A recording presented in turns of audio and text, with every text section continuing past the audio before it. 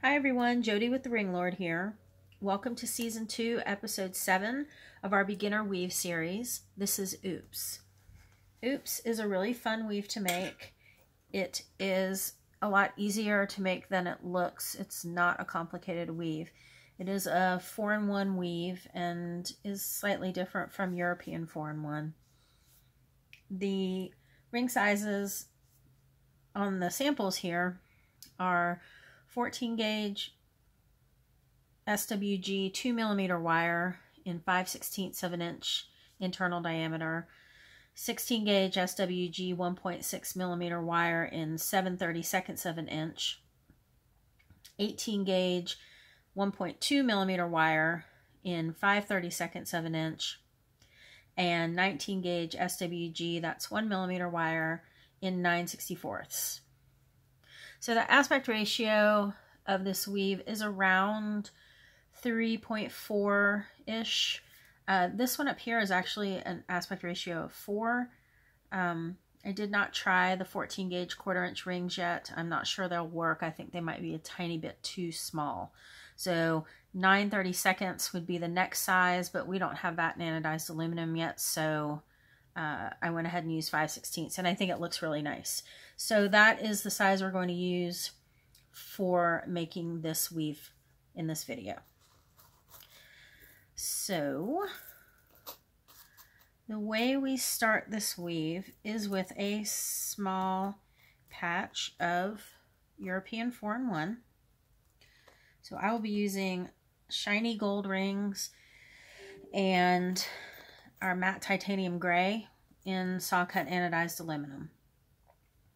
The width of your European 4-in-1 starter piece is going to be how wide your bracelet is. So if you look at it that way, you'll see that this is 5 and this is 5. You can make this weave thinner or thicker, but I like this 5 wide patch. So the way we start this weave is we're going to pick up our European 4-in-1 piece, and so this is ring 1, 2, 3, 4, and 5. So the first thing we're going to do is take an open ring, and I'm using the gray for this row, and you're going to go through the first 3 rings, so rings 1 through 3.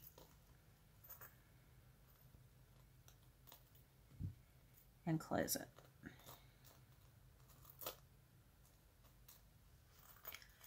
All of the rings you're going to be using will be open, so if you want to open a bunch of rings, you can certainly do that. The next ring will go through rings 5, 4, and 3. 5, 4, and 3. So the thing that you want to look at here is the row we're working on, the stacking is going to be the same as 2 rows back. So that would be our center row here. So this ring is on top of this ring, so we want to make sure that the ring we're adding in rings 5, 4, and 3 goes behind the first ring we added.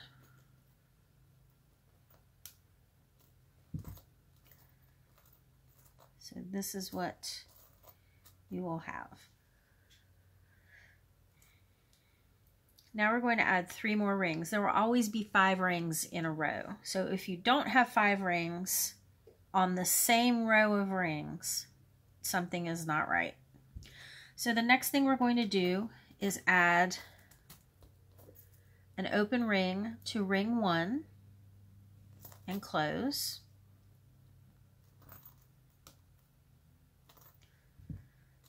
And the rings will flip a little bit. When you're using the smaller aspect ratios, they don't tend to flip as much. I'm going to open another ring, and I'm going to add it to ring 3. And remember to stay in the correct stacking. So 1, 2, 3. So it just kind of pops in between the rings that you've added.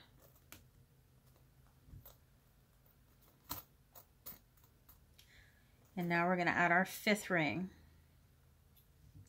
and that will go on ring 5.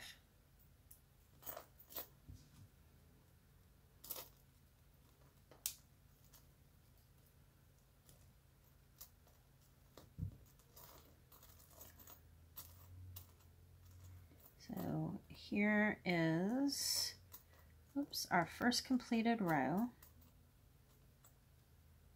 Now we're going to move on to the second row.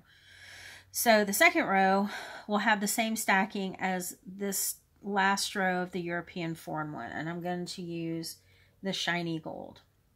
So it's the same process. We're going to go through rings 3, 2, and 1. 3, 2, 1.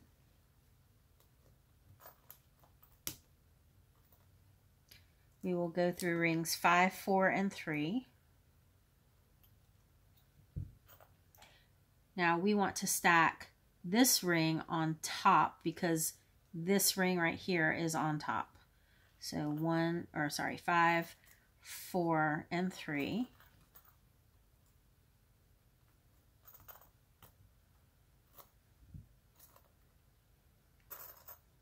Grab another open ring, add it to ring 1, and you can do this in any order you want for this part. So 1, 3,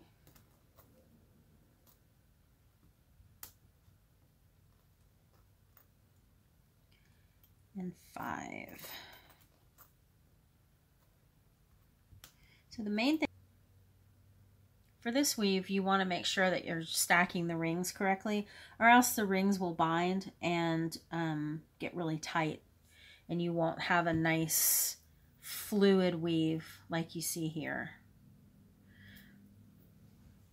So let's do another row.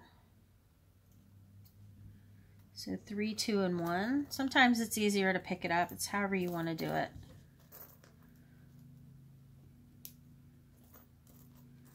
3, 2, 1, 5, 4, 3, 5, 4, 3, and remember these stack under each other, because if you look at your gray row previous, this one stacks over this one. Now we'll go to ring 5. Again, any order you want to do this part in is fine. Ring 3. Oops.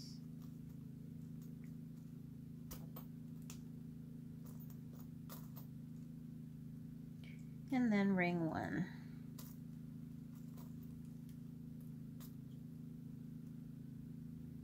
So I'm just going to double check. I've got 1, 2, 3, 4, 5. And they are stacking on top of each other. When you feel like you have enough to hold on to, you can take off this European 4-in-1. And I take it off. You could probably leave this row, the top row. So you could just take off these 2 bottom rows. So let's do another couple rows.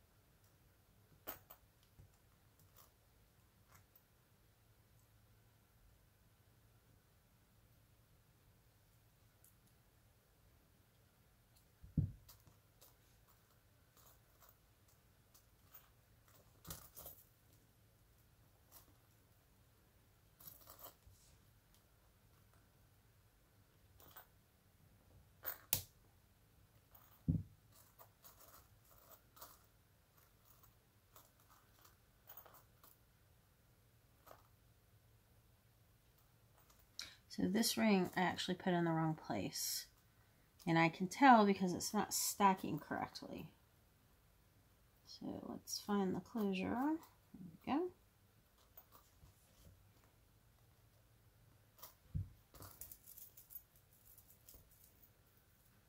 So it should have been, so going 1, 2, 3, right here.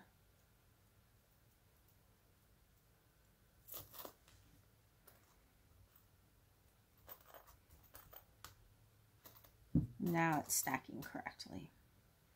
So do another row and then show you how to add a clasp.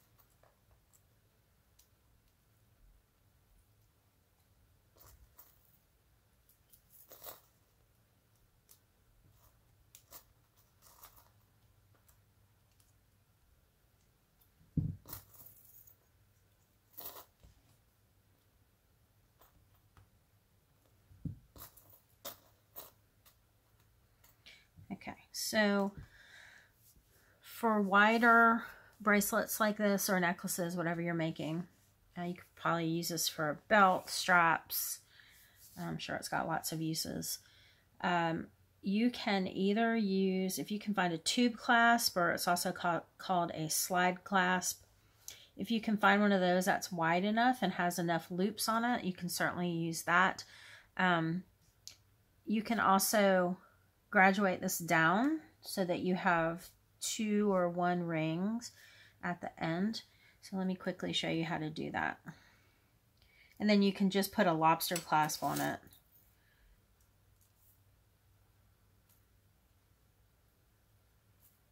Grab a lobster here.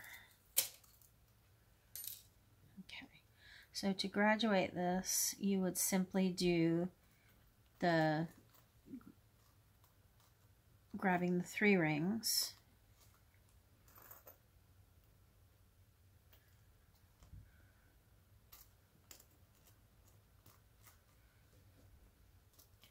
like that, and then you would grab those 2 rings with your ring that has your clasp on it. So I popped a lobster claw on here, and you'll want to note which way your loop is oriented. This one happens to be in the correct orientation. So I would do the same thing at the other end. Again, you would take this European form one off and then graduate down to the other end. That is it for making oops. Go ahead and like and subscribe to the channel and hit that notification bell so that you get notified of all new content. If you have questions about an order or a product, please contact customer service at orders@TheRingLord.com. If you have questions about a weave, a tutorial, or a project, contact us at projecthelp@TheRingLord.com. I hope this video has been useful, and I hope you have a great day.